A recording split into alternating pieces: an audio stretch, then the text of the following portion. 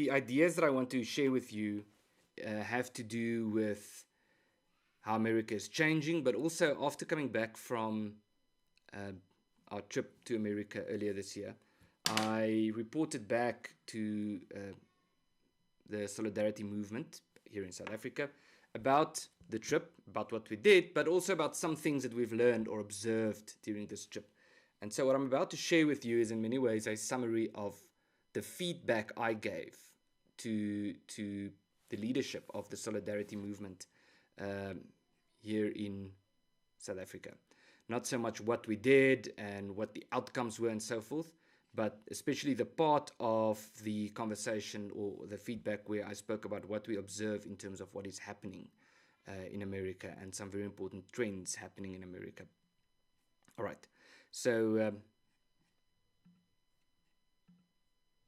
there we go. Thank you, Dion.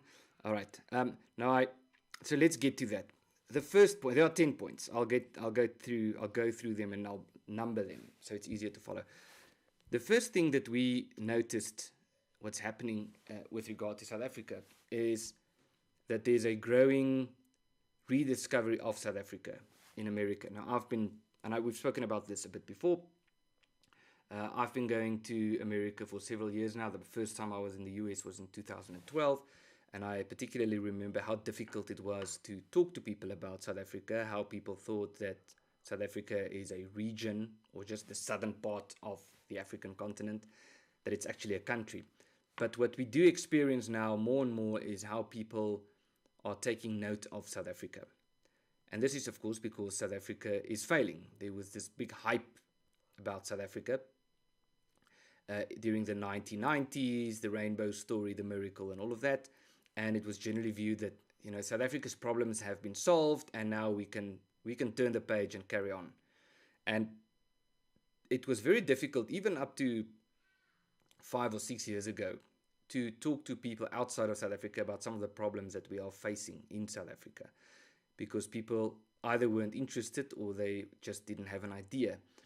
But there are some particular things that we've seen that people outside of South Africa increasingly know about. And when you say to them that you are from South Africa, they would mention these things.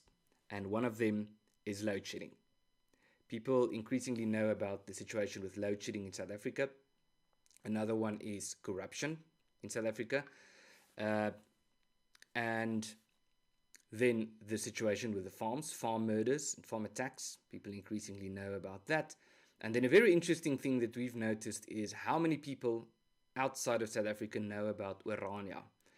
And this is very interesting because Orania is a town of about 3,000 people with aspirations of becoming a city. And Orania has had, internationally speaking, almost exclusively negative publicity or neutral. I'm not aware of any positive coverage that Orania has had outside of South Africa or even in South Africa to a large extent. But the interesting thing about the realization or the discovery of Orania in America is that Orania is given bad press by media institutions that people don't trust. And so when a particular news outlet says this is a very horrible place, many of the readers of this news outlet automatically assumes that, oh, well, this might be something worth looking into. So it's as if what we see happening with a place like Orania is that the negative publicity has turned into a positive for Orania. That people say, well, I don't trust that media outlet, and I saw they wrote a hit piece on Orania, so for that reason, maybe there's something we should look into.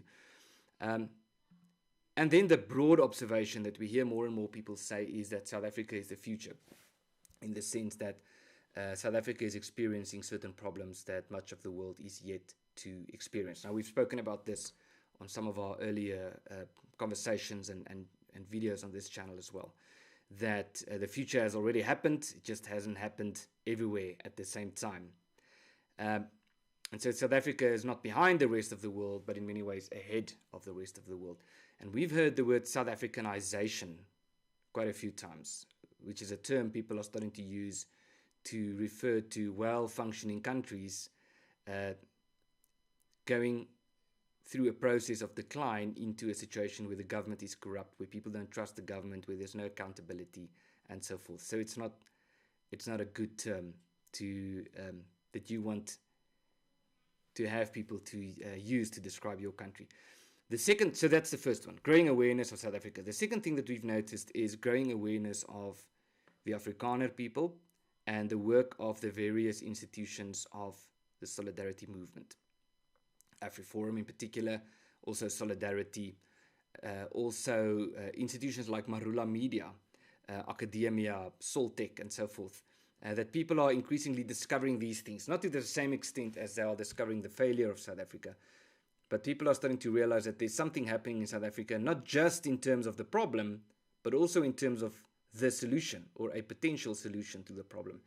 And so one aspect of what's happening in South Africa that people haven't taken note of as much as we believe they ought to is that even though you could look to South Africa to see what the future could look like, you can also look at South Africa from outside of the country to look at some of the solutions that people are finding within these circumstances. And the Afrikaner people have been vilified for decades. You could even say for more than a century. And a lot of people have bought into this internationally, but it's as if people are starting to wake up to say, well, the Afrikaner people are actually good people.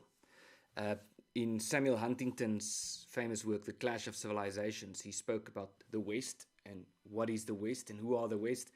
And he mentions something along the, he speaks about the Afrikaners, and he makes a remark something along the lines of that the Afrikaner people think of themselves as Westerners, but much of the West have, in a way, rejected the Afrikaners, don't think about them as such.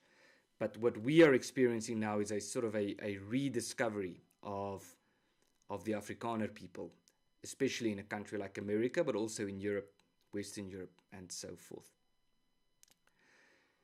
And so I think one of the issues that drives this is the global backlash to stereotyping and propaganda in the media, and that people have started to reach a conclusion that if a particular group or a particular community or institution is vilified over and over again by a particular news outlet, with regard to which we have seen that we cannot trust their opinion on other issues, then maybe there's something worth looking into in this community. And so we really experience this. We really experience a lot of goodwill when we speak to our friends abroad, much more than we have ever experienced in the past. And so this is something that we are optimistic about. The third thing or observation that we've made is a very interesting one, and that is that there's a growing understanding of our situation in South Africa and of the difficult decisions that Afrikaners have had to make in the past to try to create a future for our community in South Africa. And a growing understanding of, I believe it was Viktor Frankl who said that an abnormal reaction to an abnormal situation is normal behavior. And in many ways, South Africa is abnormal. And within these abnormal circumstances, it's very difficult to find normal solutions. And so we have to resort to very creative solutions. And what we experience increasingly is that there's this appreciation from friends and colleagues outside of South Africa that the Afrikaner people have had to make some very different decisions in the past. And instead of just scorning them, perhaps it's worthwhile to try and understand why they made these decisions. Because of the discovery that the Afrikaner people are not evil people. They are good people who want to ensure a future for their community. But what we also see as part of this, still under this point of understanding our situation, is more and more people are starting to wake up to the idea that there's something fundamentally wrong with the political system in South Africa, which is something that would have been very difficult to predict 10 or 15 years ago because this political system was so celebrated. And now people are starting to realize or to discover that the problems that people are facing in South Africa are not merely as a result of a bad government, the wrong party having been elected, and so forth, but of certain inherent flaws in the system that makes it very difficult to hold the government accountable. And that if we truly want to fix South Africa or the situation in South Africa, the solution would have to be would need to have a bit more depth than simply saying we need to have another president or another party governing the country, because there are certain problems facing South Africa that another party would also not be able to fix. And it goes back to this point of a diverse country with a big territory, with a central government. And so people are increasingly starting to wake up to this idea, and this is a very significant shift.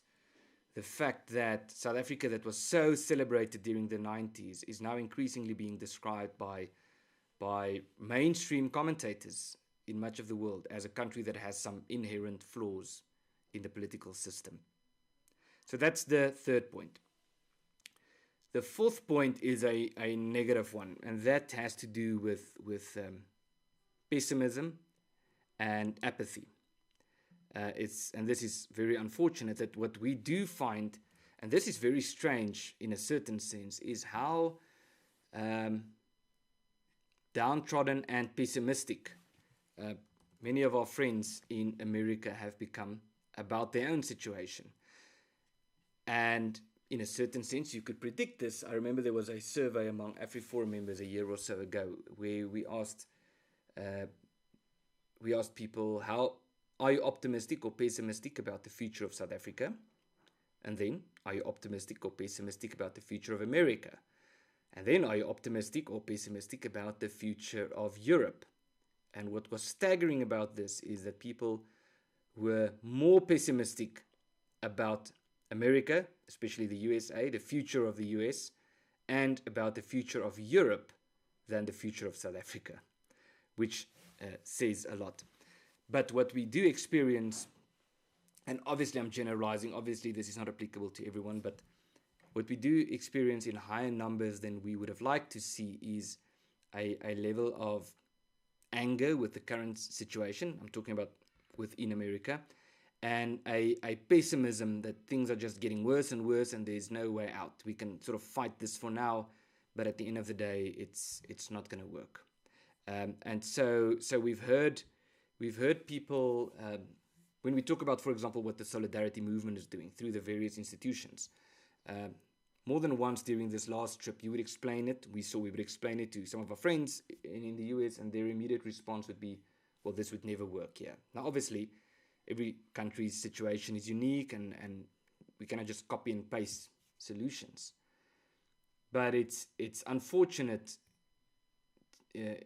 It's not a good experience to have that type of reaction, just an immediate dismissal of these community institutions as a solution. And this goes to what we see happening, especially in America, with the way in which people think about politics and elections especially, almost as if elections is the only way in which you can do something about your problems, or in other words, the government is the only solution, and in which it's the only way to work for or fight for a better future. Now, obviously, elections and politics are important, but the extent to which elections and government solutions are emphasized as opposed to other solutions, building institutions and so forth. And again, I'm generalizing, it's not applicable to everyone, is unfortunate, I would say. And that's the fourth point. This leads to the fifth point, which is this issue of voting and voting to fix your problems. And so in that speech I made at the NatCon conference, there was a particular paragraph that I wanted to include in the speech. And I thought maybe it's not a good idea to include this. Maybe something like this would not resonate well with an American audience. And eventually I decided to keep it in this speech. And I have to say, perhaps slightly contradicting the remarks I made just now about government solutions, that this was, at least from the audience in the venue, the part of the speech that sparked the most reaction, in the positive sense of the word. And that was when I spoke about the vote mind virus. And so I explained, maybe you saw the speech, that much has been said in America about the woke mind virus. And the problem with the woke mind virus is worth pointing out, and it's worth fighting the woke mind virus. But there's another virus that people should be cautious of, people everywhere in the world, but especially in America, and that's the vote mind virus. And I sort of made this remark as a joke, but the vote mind virus, I then went on to explain, is this idea that every single problem that you experience is as a result of something that the government did. And so every single solution that you ought to strive for is a government solution, which implies that the only real thing that you can do to improve your circumstances is to vote. Now, voting is very important, but the point is that there are so many things that you should do and ought to do before election day and after election day, that if you only think of your problems and your solutions in terms of the government and in terms of voting, you are guaranteed to be worse off in the future. And so I was happy to see that this message was pretty well accepted by our friends listening to the speech, at least. And then the sixth point is also a negative one. And this is something that a lot of people in America would say, and I'm sure you watching this would not be surprised to hear me say this, and that is the extent to which America has become polarized. And so when you talk about unity or polarization or alienation, you can talk about it in different ways. You can talk about vertical polarization or alienation and horizontal. Vertical, in other words, your relationship with the government or your view of the government, and horizontal with regard to your view of your fellow citizens.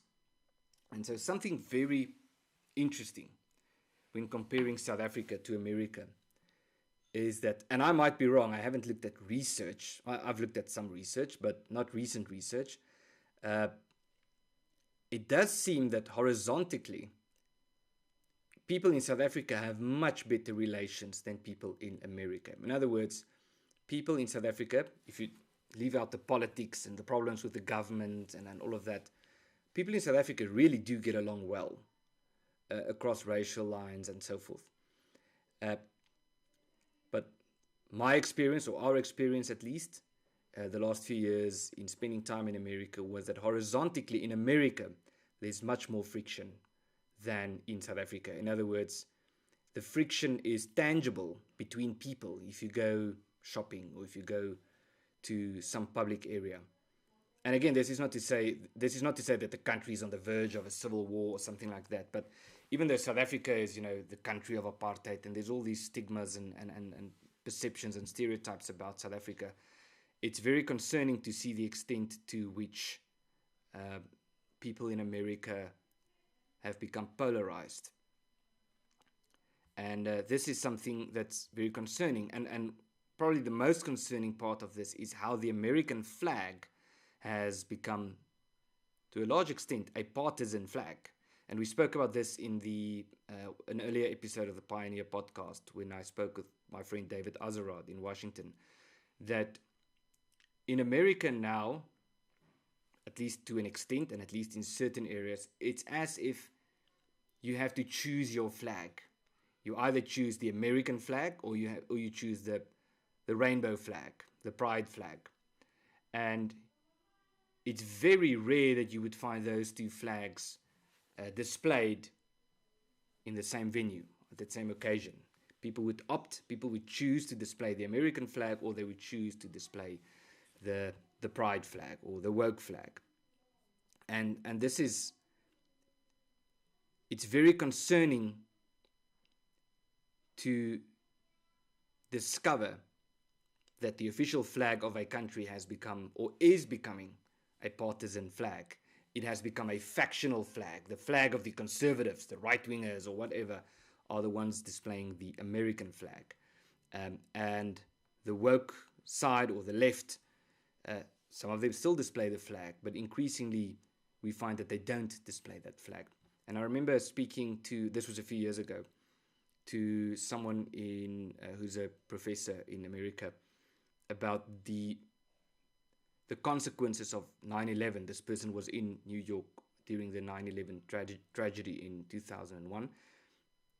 And what really struck me from this person's remarks was that this person said to me that one of the worst things about 9/11, or the consequences or the aftermath thereof, was the sudden surge of American flags everywhere. Everywhere you went, you just saw American flags.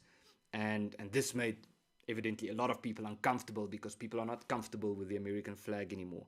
And so this is a very concerning thing to note. Then the seventh point that I want to get to or discuss with you or share some ideas about is the whole issue of Western identity. Now, we've spoken a bit about Western identity on this channel, and I had a conversation with Professor Koos Malan on the podcast a few weeks ago about what Western identity really means and why we as Afrikaners regard ourselves as Westerners, even though we see Africa as our home. But something that's happening not just in America, but in much of the world that is concerning is that people have, in a way, lost track of what the West is, or what it means to be Western. And this is because the West has become so derailed in a certain sense over the last few centuries, but especially over the last few decades, that when people think of the West now, they think of the political and social and economic crises that Europe is faced with at the moment. And the same with America, the crises that America is faced with at the moment. When, of course, the West is not the situation in the West now. The West has a long heritage and a long tradition stretching back thousands of years. But the problem with this myopic, short-sighted thinking of what the West is that people are starting, Westerners are starting to reject the West, the idea of the West. And so you find, especially on the right, you find people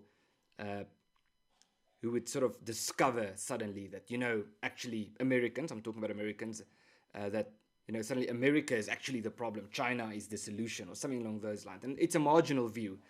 It's a very marginal view. But you see this not just in America, you see it all over when people are saying, well, I've discovered that Christianity is actually the problem and the solution is Islam, for example. And now I have converted and I'm a Muslim.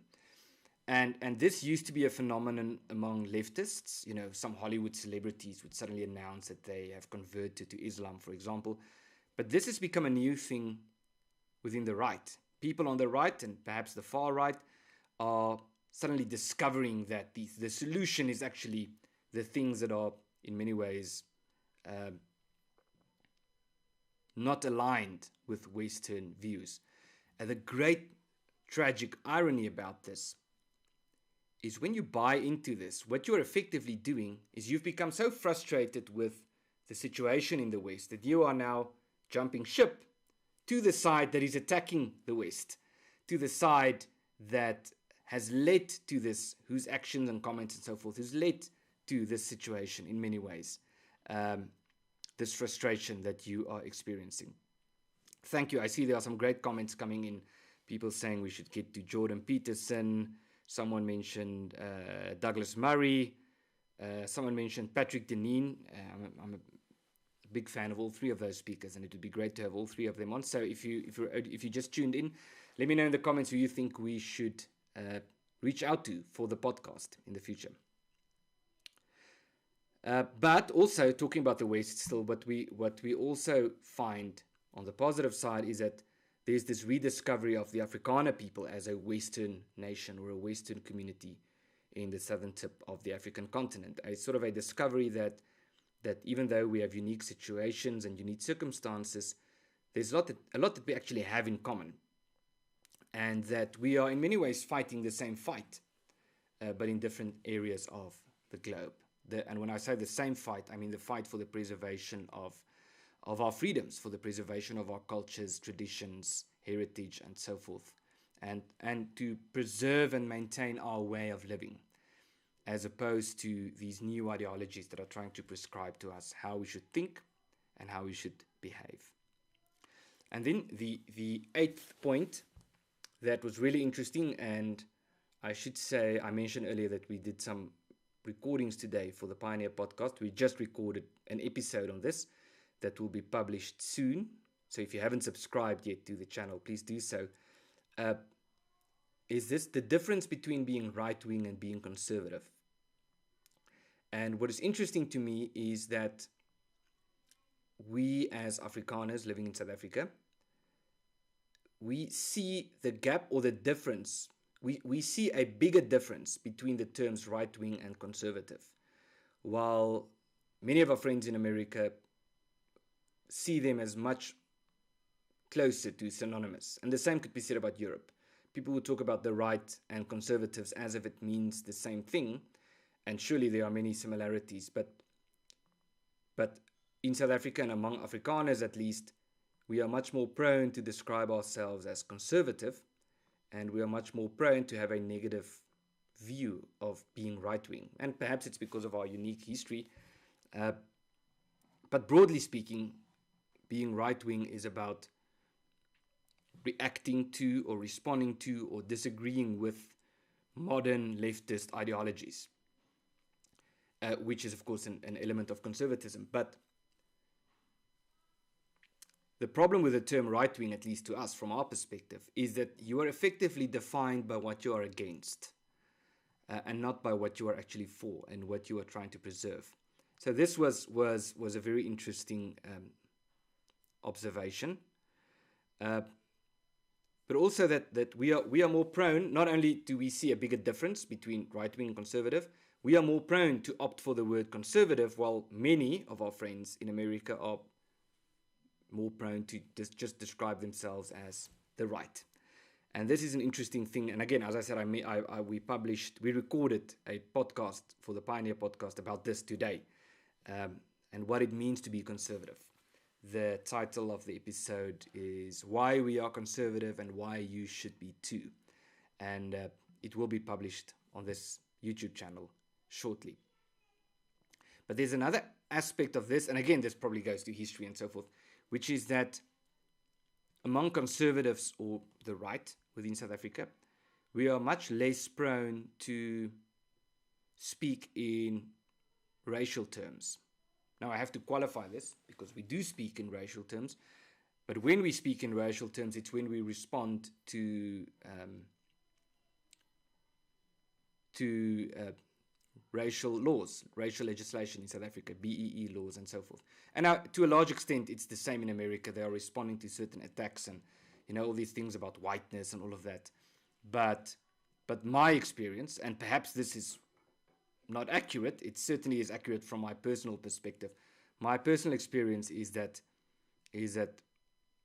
people on the right or on the conservative side in America would find it much easier to say something like, the actual thing happening here is that they are targeting us because they hate white people. When in South Africa we would be more nuanced or try to be more nuanced in explaining this. Now, if you disagree, please let me know in the comments, and we can talk about this. There's something else I wanted to say about being conservative is and this is perhaps ironic, but the Afrikaner view on conservatism could much more be likened to the views of Edmund Burke. Edmund Burke, the father of conservatism, or at least he's described as such, who wrote the Reflections on the Revolution in France.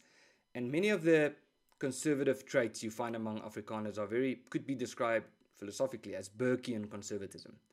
It's a conservatism that places a particular emphasis on your community, on tradition, on preserving your tradition, on preserving what is unique about you, about yourself. It is an approach to conservatism that is inherently skeptical of ideologies, especially new ideologies, skeptical of theory. They would much rather say we need to work in the real world to find solutions. And in my interview with David Azerrad, his response to this was that, and obviously he's not talking on behalf of America or for America, that was at least his view, that it would be great for America to one day get back to this Burkean view of conservatism. But at the moment in America, that's not going to cut it, because the ideological battle in America is so fierce and it's so in your face right now that this Burkean view that I've described is insufficient. In other words, that to really contribute in some way or to be part of this fight, you have to be part of the fight. You have to be much more on the front lines, as and by implication saying, well, we need to build institutions and cherish our culture and so forth is not sufficient. That's not going to cut it. And so in a sense, as it was explained to me, what a lot of people on the right in America would say today is that the fight and the struggle for the preservation of what we hold dear is so fierce right now that for now, perhaps we should be right-wing and to take a firmer stance against what is happening in our country. And perhaps one day when circumstances are better, we can sort of return to a more normal view of conservatism.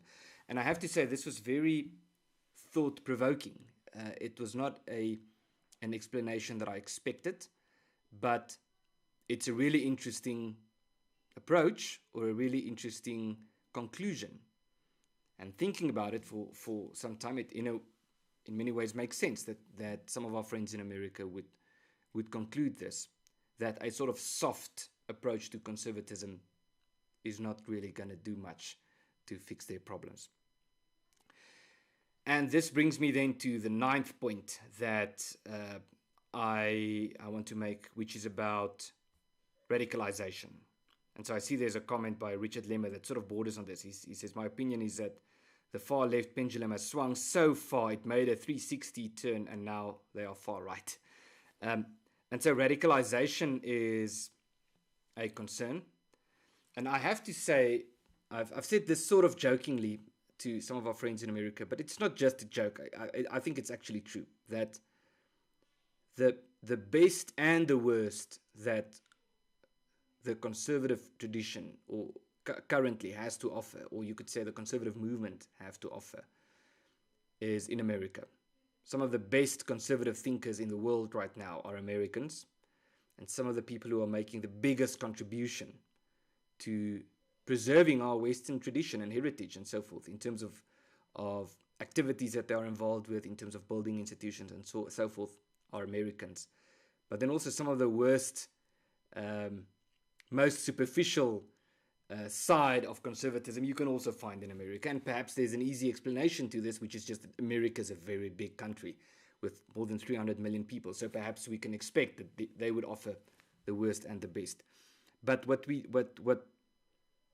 I'm concerned about is, and I have to add that this is not the mainstream conservative approach in America. This is not mainstream republicanism.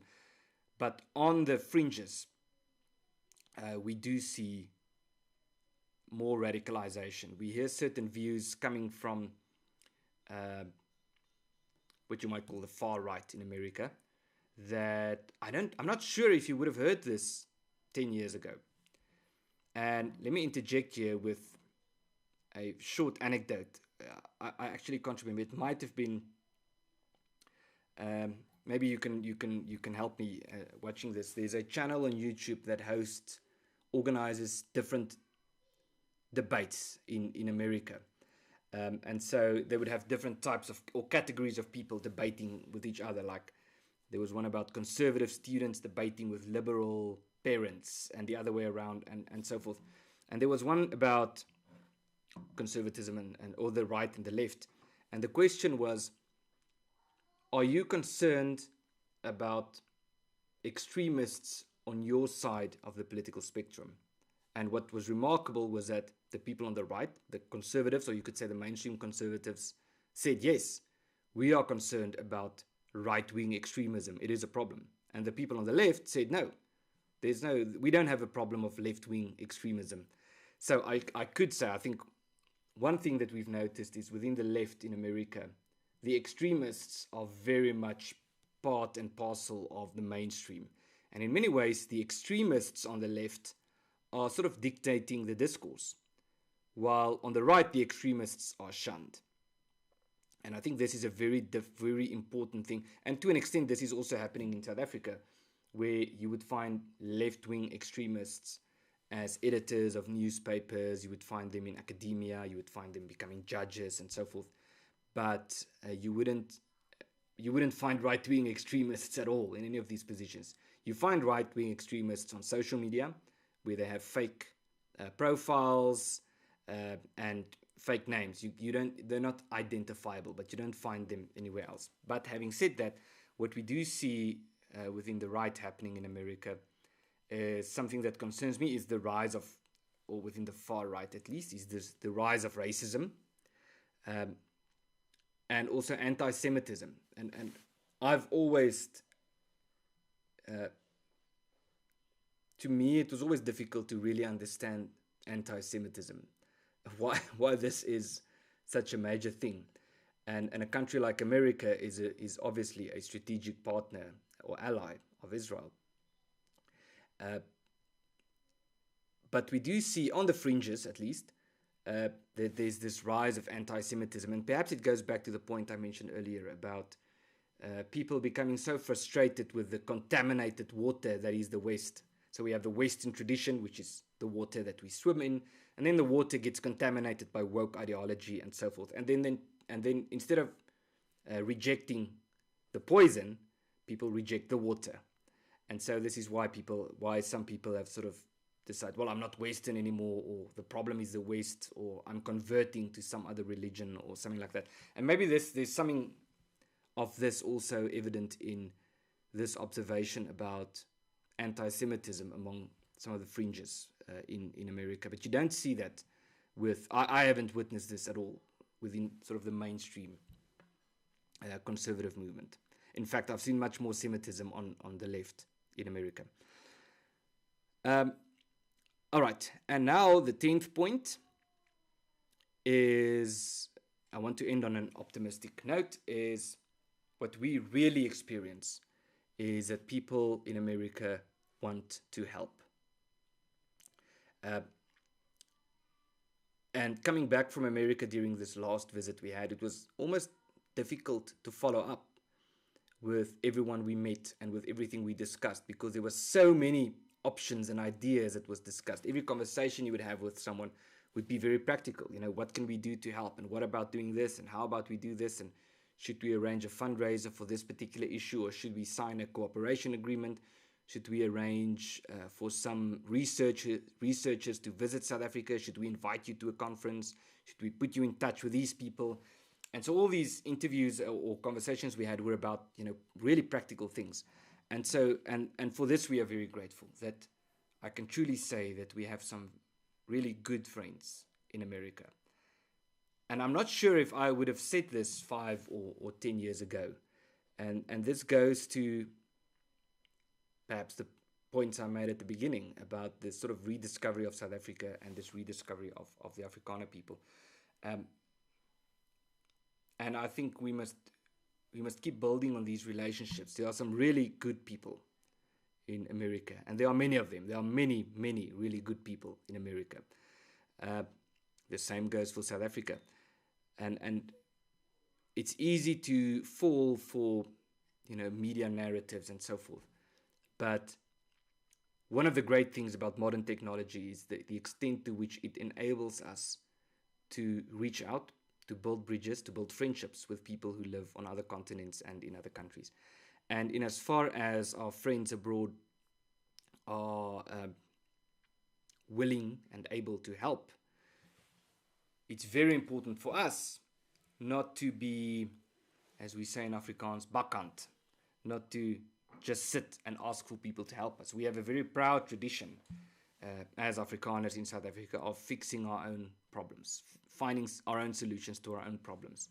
And so when we speak to our friends abroad, and if you perhaps live in America watching this, it truly is the case that yes, we want to encourage friendship and we want to encourage cooperation. We don't want America to fix our problems. We don't want America to fix our problems on our behalf. We intend on doing that ourselves. But in this process of finding solutions to the problems that we are faced with, there are so many opportunities for cooperation. And I think an important next step for us is to really open up channels and opportunities for our friends abroad to become involved with particular projects. And so at the Afrikaner Foundation, we're currently working on a list of projects, sort of one pages, just describing what the project is, what it seeks to achieve, and what it will cost. And so one project could be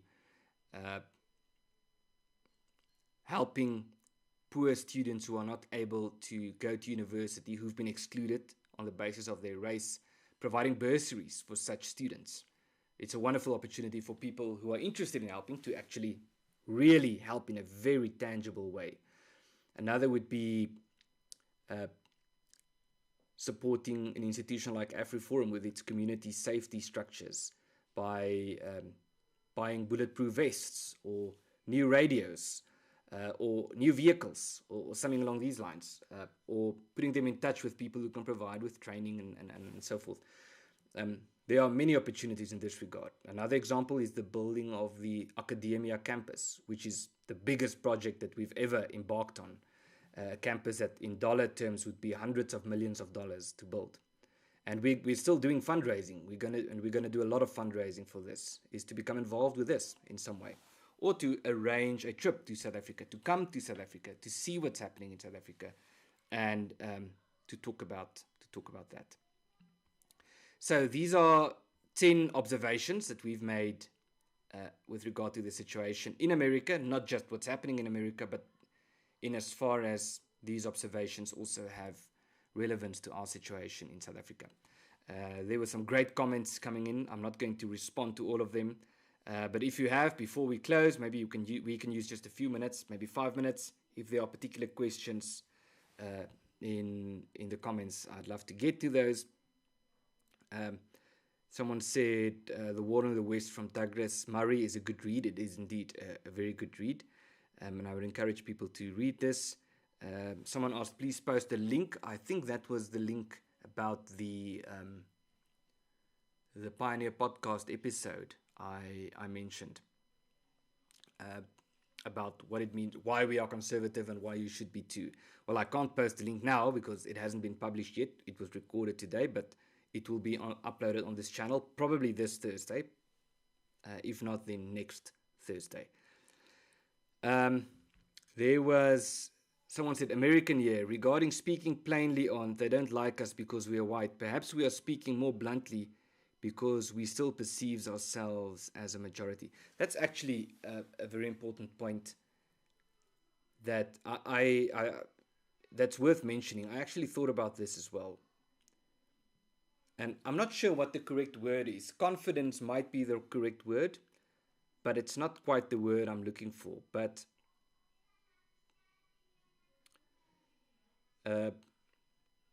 let's put it differently. Us as the Afrikaner community in South Africa are a minority. 8%, 5%, depending on which census data you use, of the larger South African population. And so we are targeted with racially discriminatory laws, like a flood of racially discriminatory laws and so forth. And we have to respond to these things. But I do think the fact that we recognize that we are a minority, that there's no realistic prospect of getting solutions by voting solutions into government, we are in a sense much more careful in terms of how we express ourselves on political matters, because being such a small minority could also lead to a backlash. And so what we are trying to do is we also want space to maneuver as a minority. And so we are trying to build bridges where we can. And it's a balancing act between fighting injustice and fighting discriminatory laws and bad policy ideas and so forth on the one hand, while also trying to build bridges with people who are prone to think such laws are not that bad, but who perhaps are open to be convinced. And so I think maybe this is one of the reasons that we are, perhaps nuance is the word, we try to be more nuanced in addressing bigger societal issues, when I would see many of our American friends would be much more confident in stating a particular frustration when it comes to race and so forth. Maybe there's something to that. Someone asked, who's your ideal candidate for American president? I'm deliberately not going to answer that question, and there's a reason therefore, just because it's almost a policy position on our side not to get involved with elections or debates between political parties in other countries, or let's put it this way, not to become entangled with the local politics of other countries. What I can say is that we have very good friends within the Republican Party in America, more than the Democrats, and we would love to have friends in the Democratic Party. Perhaps that's something that could happen in the future. But our pursuit is for the preservation, or firstly for our community to have a future in South Africa, but then more broadly speaking for the preservation of Western civilization and Western tradition. And I have to say, looking at America and much of the Western world, what we do see is that the left seems to be, or many within the left, seems to be hell-bent on destroying Western civilization, while the right, or many within the right, or the conservative movement, are fixed on trying to preserve Western civilization. And so just based on this observation, obviously, we would have much more in common with people who are on this side of the political spectrum. I might do a video in future.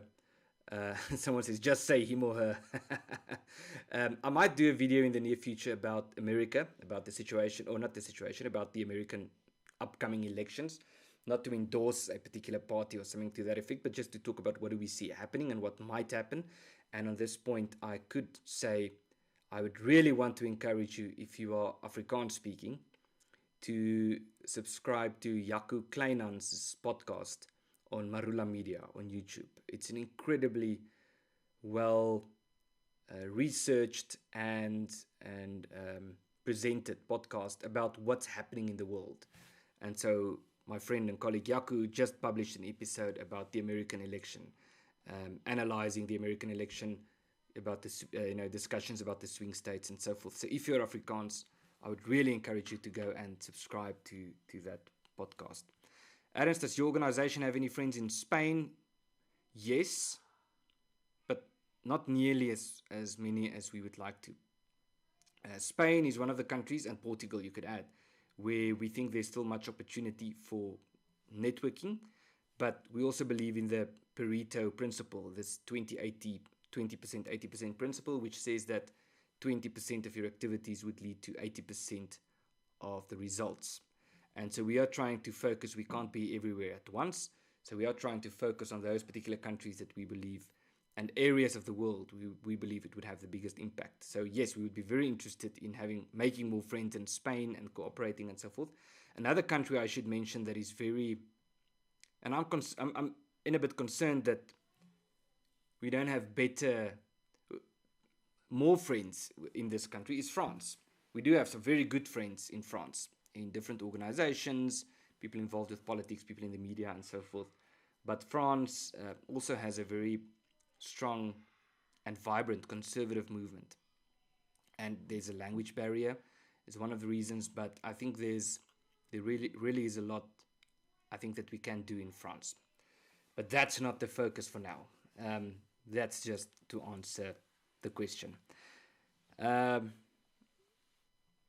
Okay, there's some more comments. You and AfriForum have talked about community federalism in the past. How has the concept been developing?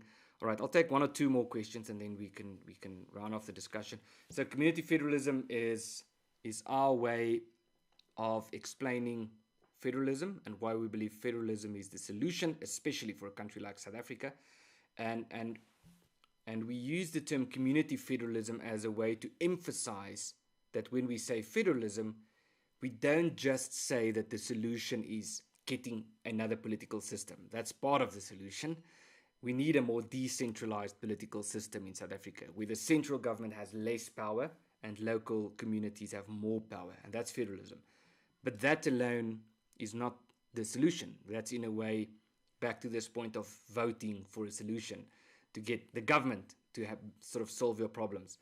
So when we say community federalism, what we mean by that is it's a type of federalism that is built from the ground up, where local communities just simply, regardless of whether you live in a federalist system or not, we just simply act in a federal way. In other words, you just simply take responsibility for your own community and you just start building institutions, and you start using the institutions at your disposal to promote your own freedoms and interests within your community, regardless of whether the government sees the political system as a federal system or not.